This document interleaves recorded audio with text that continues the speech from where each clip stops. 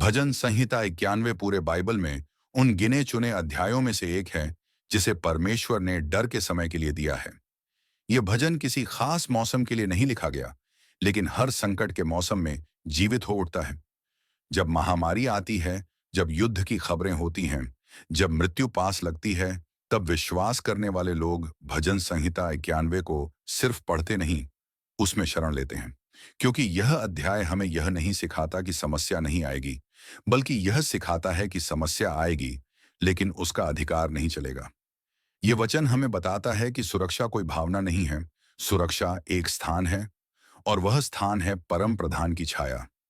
और जब बाइबल छाया की बात करती है, तो वह दूरी की नहीं, निकटता की बात करती है।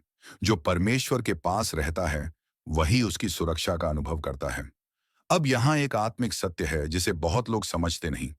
परमेश्वर ने वचन दिया है, लेकिन वचन को सक्रिय करना हमारी जिम्मेदारी है।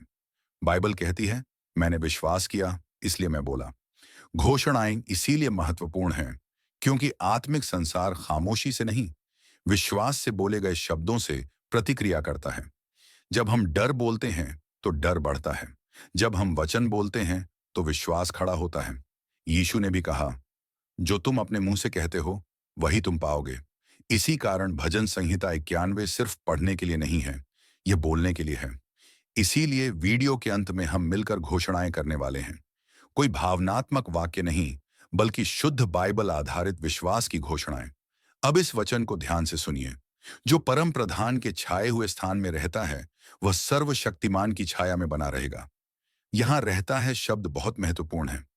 परमेश्वर में आना आसान है, लेकिन परमेश्वर में बने रहना विश्वास की परिपक्वता है।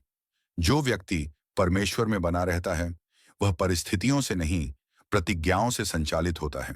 वचन कहता है, रात के भय से मत डर, दिन के उड़ते हुए तीर से मत डर। अर्थ यह नहीं कि भय नहीं आएगा, अर्थ यह है कि भय शासन नहीं करेगा। 1000 गिरेंगे बाईं ओर, 10,000 दाईं ओर, लेकिन वह तुझ तक नहीं पहुंचेगा। ध्यान दीजिए, वचन यह नहीं कहता कि गिरावट नहीं होगी, वचन यह कहता है कि पहचान स्पष्ट होगी। तुम भीड़ में नहीं हो, तुम छाया में हो।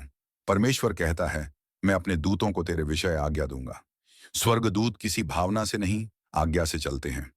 और अंत में प्रभु स्वयं बोलता है, क्योंकि उसने मुझसे प्रेम रखा है, इसलिए मैं उसे छोड़ाऊंगा।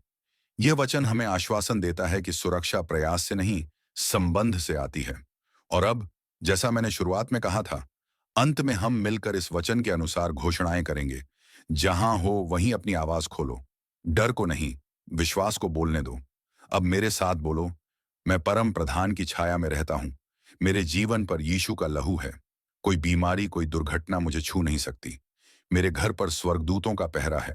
हर शैतानी योजना अभी टूटती है। मैं डर के अधीन नहीं, मैं विश्वास के अधीन हूं। मैं और मेरा घराना प्रभु की सेवा करेंगे, यीशु के नाम में, आमीन। अगर यह वचन तुम्हारे दिल तक पहुंचा है, तो इसे किसी और तक पहुंचाओ, क्योंकि यह वचन किसी का जीवन बचा सकता है।